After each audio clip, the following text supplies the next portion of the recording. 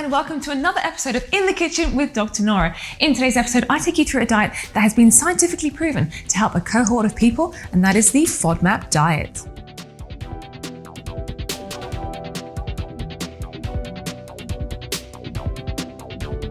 What do you mean, Dr. Nora? What is the FODMAP diet and why is that even important to me? Well, the FODMAP diet essentially stands for Fermented Oligosaccharides, Monosaccharides and Polyols. Yes, it is a mouthful. And essentially those are certain sugars that we know are not very well digested in our intestines. And we know that patients who have got IBS really struggle to absorb these sugars, and hence that causes them to have those symptoms, those flatulence, that wind, that cramps, that diarrhea that we explained a bit earlier. And so when we talk about the FODMAP diet, we talk about having a high or a low FODMAP diet. And on my table today, I've got a beautiful color picture of wonderful vegetables and fruit as well. And we're going to go through exactly what constitutes a high FODMAP diet and what constitutes a low FODMAP diet.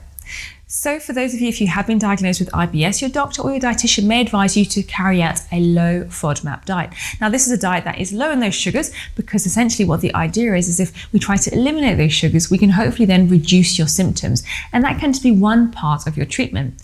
Other treatments may include things like avoiding stress or caffeine, or even trying simple things like peppermint tea or even some medications as well. But we're going to concentrate on the diet things that you can try at home to see if this does help with any of your IBS type symptoms. So first up, let's talk about the high FODMAP diet. So when we're looking at the high FODMAPs, we're looking at the foods that contain a lot of those sugars that your body just won't absorb very well, and it will cause you to have all of those symptoms. Now, there are a lot of foods out there that actually can, in your cupboard, you may have noticed, that can cause these symptoms. And let's go through a couple of them today.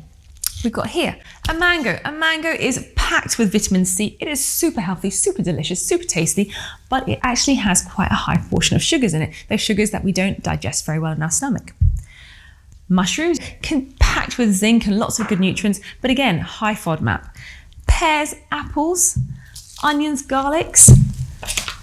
Lactose-containing foods such as cottage cheese, so all of the soft cheeses, and even your milks as well, those are your lactose-full milks.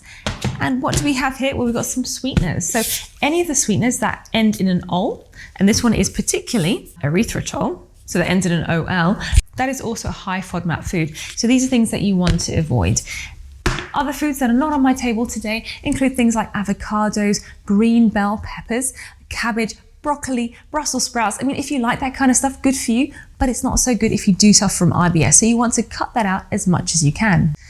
Oh, it all sounds doom and gloom, Dr. Nora. What can I possibly change these lovely fruits and fibers and these vegetables for? Well, look over here on the other side of my scully, we've got some beautiful foods that also are packed and ram-packed with lovely nutrients and vitamins that are low in FODMAP, so low in those sugars. That will settle a lot easier on your stomach, so you don't have those symptoms of the flatulence, the diarrhea, the cramps, etc. And what have we got here? We've got my all-time favorite, Mr. Pumpkin. I absolutely love pumpkins. They are so versatile. I've even done a video for you guys out there for a healthy pumpkin pie recipe. If you want to check it out, please do. It contains lots of vitamin E, vitamin A, vitamin C. It is jam-packed with lots of nutrients, but it's also low in FODMAP. So there's low sugar content, so it won't give you those nasty kind of symptoms if you are suffering from IBS.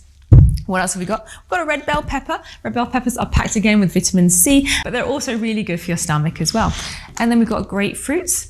Oranges, mandarins are also really good, carrots and tomatoes, and eggs are a really good source of protein as a low FODMAP, because on the other spectrum, high FODMAP proteins include things like chickpeas, legumes, and some of those beans as well. So you might want to just switch things around a little bit.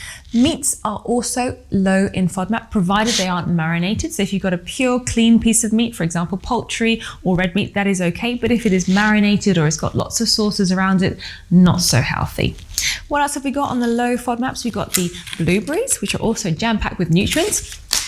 We've got some oats as well, which are fantastic in the morning, and they're also good for your glycemic control as well. So that means they release energy over a long period of time.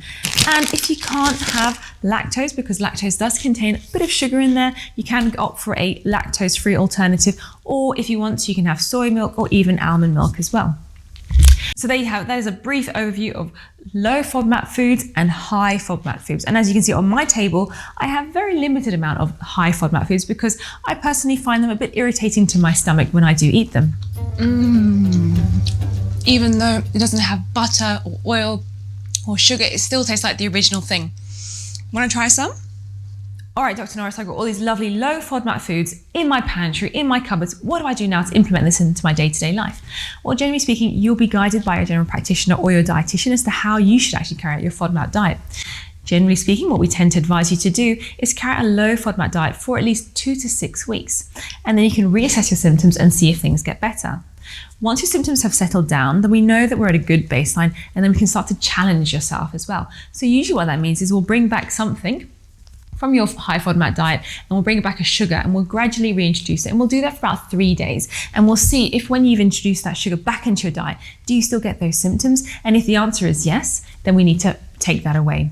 Gradually, once you kind of get into the swing of things and once you try different types of sugars, you may end up being able to eat some of those sugars back again without getting those symptoms.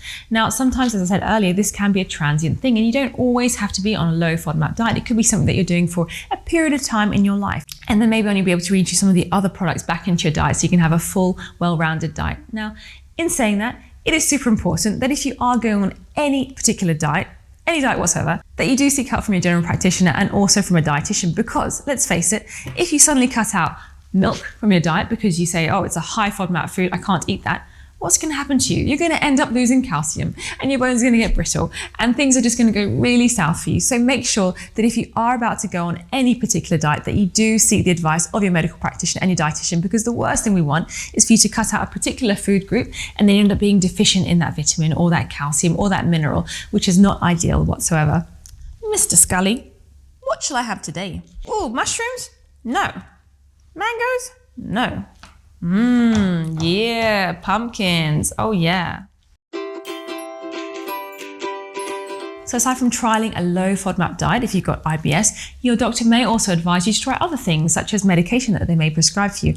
They may also advise you to cut down on your stress, and if it's something that you're unable to do, you may be referred for some psychological therapies, which may help speaking to somebody on a one-to-one basis. Other simple things you can do is try things like peppermint oil or peppermint tea, which are really good as an antispasmodic, which means that they are naturally going to stop your bowels from cramping up and giving into spasms as well. And also we do know that definitely caffeine can irritate your bowels as well. So alongside all of these lovely things, you may also want to reduce the amount of caffeine that you're taking in. Well, I hope you guys have found that video useful. And of course, if you have any questions or comments, please don't hesitate to drop me a line in the comment section below. But for now, take care, stay healthy.